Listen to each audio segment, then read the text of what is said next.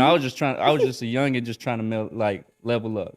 I was indoors and I was just trying to get busy, man. So I remember one time he said, if you don't get your finances in order, you're not a real man. You got to get your finances in order, and credit is very important.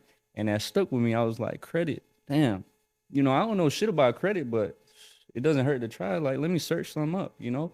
So I remember when I searched up about credit, I was running across a lot of YouTube videos, but it was mainly guys in suits and ties, sitting in a table talking about credit, and it wasn't really relatable. It didn't really hit my interest. I was like, man, I know I need to learn about credit, but I don't really understand. Like when I'm listening about credit, when they explaining credit, I don't really resonate. Like it's kind of a little boring, but I know I had to tap in.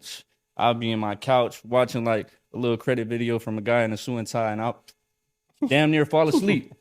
And then one time I ran across your content, Yeah. Mr. CJU, so I remember I ran across his content. I clicked it. It was very interesting. It said credit in the title, clicked it.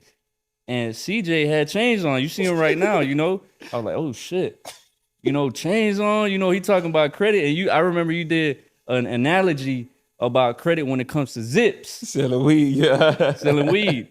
So I was like, damn, like this shit might not be that boring. It's a little bit interesting. And, I just started running across a lot of CJU's content, just tapping into his content. And eventually I tapped in with him, soaked up a lot of information. I had went through a lot of trials and tribulations with my own credit profile as well. And, I just picked up the game with time, man. But I really resonated with the way he was explaining the credit game.